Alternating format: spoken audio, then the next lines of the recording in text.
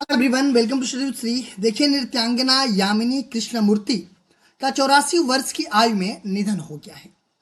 हाल ही में भारतनाट्यम और कुचिपुड़ी यामिनी कृष्णमूर्ति का 84 वर्ष की आयु में नई दिल्ली में निधन हो गया है। वह उम्र संबंधी समस्याओं से पीड़ित थी और पिछले 7 महीनों से आईसीयू में थी। देखिए, ये जो है कि भारतनाट्यम और कुचिपुड़ी नृत्यांगना है यामिनी कृष्णमूर्ति, और इनका जो है कि 84 वर्ष की आयु में कहाँ पे निधन हो गया है, तो दिल्ली में निधन हो गया है। और इनका जो प्रॉब्लम था, ये जो है कि उम्र संबंधी समस्याओं से पीड़ित थी और पिछले 7 महीनों से कहाँ पे, आईसीयू में ये जो है कि थी। और आप लोग जो है कि आईसीयू का फुल फॉर्म बताएंगे कमेंट बॉक्स में। यामिनी कृष्णमूर्ति का जन्म 20 दिसंबर 1940 को आंध्र प्रदेश के चित्तूर जिले में मदनपल्ली में हुआ था। इन्हें 1968 में 28 वर्ष की अल्प आयु में पद्मश्री, 2001 में पद्म भूषण तथा 2016 में पद्म विभूषण से सम्मानित किया गया। इन्हें 1977 में संगीत नाटक अकादमी पुरस्कार से भी सम्मानित किया गया। देखिए, ये जो है कि ये फेमस पर्सनालिटी हैं, ठीक है। और ये चीज़ें भी पूछ सकता है कि इनको पद्मश्री से कब नवाजा गया, या फिर इनको जो कि पद्मश्री कब मिला, ठीक है। तो इनको जो पद्मश्री मिला वो 1968 में मिला, ठीक है, ये याद रखिएगा। पद्म भूषण कब मिला, 2001 में मिला। और पद्म विभूषण कब मिला, तो ये 2016 में इनको मिला, ठीक है। और 1977 में इनको संगीत नाटक अकादमी पुरस्कार से भी सम्मानित किया गया। देखिए, ये सब जो भी इंपॉर्टेंट हैं, जो भी पुरस्कार मिले हैं इनको, ठीक है, क्योंकि ये काफ़ी फेमस पर्सनालिटी हैं, ठीक है। तो जो भी एग्जाम है आने वाले, उसमें पूछ सकता है क्वेश्चन कि इनको जो है कि पद्मश्री कब दिया गया था। 1968 में दिया गया यामिनी कृष्णमूर्ति को। पद्म भूषण कब दिया गया, तो ये पद्म भूषण जो है कि 2001 में दिया गया।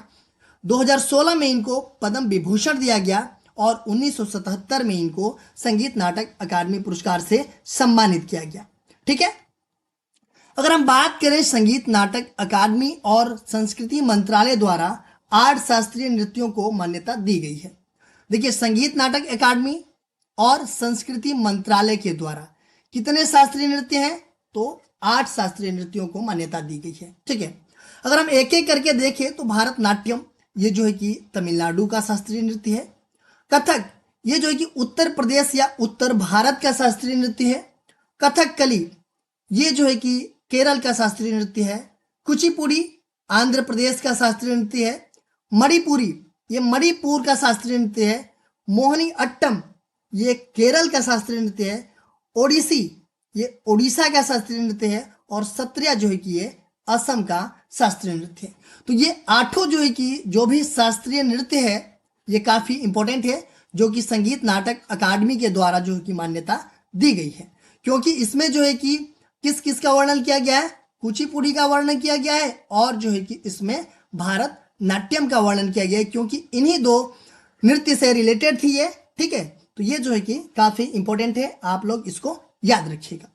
अगर हम पद्म पुरस्कार की बात करें तो पद्म पुरस्कार जो है कि वर्ष 1954 में स्थापित पद्म पुरस्कारों की घोषणा की गई थी, ठीक है। और 1978, 1979, 1993 और 1997 के दौरान संक्षिप्त अंतराल को छोड़ करके प्रत्येक वर्ष गणतंत्र दिवस के अवसर पर की जाती है। देखिए, अब जो पद्म पुरस्कार हैं वो कितने हैं, पद्म पुरस्कार जो है कि 3 है, ठीक है, जो कि तीनों इनको मिला हुआ है। और इसकी जो स्थापना हुई थी 1954 में हुई थी, लेकिन 1978, 1979 और 1993 और 1997 इसके दौरान जो है कि ये जो है कि पद्म पुरस्कार नहीं दिए गए। इसको छोड़ करके प्रत्येक वर्ष गणतंत्र दिवस के अवसर पर जो है कि पद्म पुरस्कार जो है कि दिए जाते हैं। यह पुरस्कार 3 श्रेणियों में दिया जाता है। कौन कौन सी श्रेणी है? असाधारण और विशिष्ट सेवा के लिए कौन सा पुरस्कार दिया जाता है, तो पद्म विभूषण दिया जाता है, ठीक है। असाधारण और विशिष्ट सेवा के लिए कौन सा पुरस्कार दिया जाता है, तो वो पद्म विभूषण पुरस्कार दिया जाता है। उच्च कोटि की विशिष्ट सेवा के लिए पद्म भूषण पुरस्कार दिया जाता है। विशिष्ट सेवा के लिए कौन सा पुरस्कार दिया जाता है, पद्म श्री पुरस्कार दिया जाता है। देखिए इसमें जो है कि आपका सबसे छोटा जो है कि आपका पद्म श्री है, उससे बड़ा जो है कि पद्म भूषण है, और उससे बड़ा जो है कि पद्म विभूषण है। ठीक है, और भारत का सर्वोच्च नागरिक पुरस्कार कौन सा है? वो है आपका भारत रत्न। देखिए ये जो है कि जाति, व्यवसाय, पद या लिंग के भेदभाव के बिना सभी व्यक्ति इन पुरस्कारों के लिए पात्र हैं। ठीक है, न इसमें जात देखी जाती है, न व्यवसाय देखा जाता है, न पद देखा जाता है, न स्त्री और पुरुष देखा जाता है। ठीक है, इन भेदभाव के बिना जो है कि सभी व्यक्ति जो है कि इस पुरस्कार के लिए पात्र हैं। हालांकि डॉक्टरों और वैज्ञानिकों को छोड़ करके जो भी पीएसयू हैं उसमें काम करने वाले जो सरकारी कर्मचारी हैं इन पुरस्कारों के लिए वो पात्र नहीं है। देखिए इसमें जो डॉक्टर हैं और वैज्ञानिक हैं इनको छोड़ दीजिए। ठीक है, उसके बाद से जो भी पीएसयू में काम करने वाले सरकारी कर्मचारी हैं उनको जो है कि ये पुरस्कार नहीं दिया जाता है। ये पुरस्कार उन जो है कि इस पुरस्कार के वो पात्र नहीं है। अगर हम बात करें संगीत नाटक अकादमी पुरस्कार की, तो संगीत नाटक अकादमी पुरस्कार, जिसे अकादमी पुरस्कार के रूप में भी जाना जाता है, संगीत नाटक अकादमी भारत की राष्ट्रीय संगीत, नृत्य और नाटक अकादमी द्वारा दिया जाने वाला एक पुरस्कार है। यह प्रदर्शन कला के क्षेत्र में लोगों को दिया जाने वाला सर्वोच्च भारतीय पुरस्कार है, जो कि ये 1977 में इनको प्रदान किया गया था। इसलिए जो है कि संगीत नाटक अकादमी भी काफी इंपॉर्टेंट है।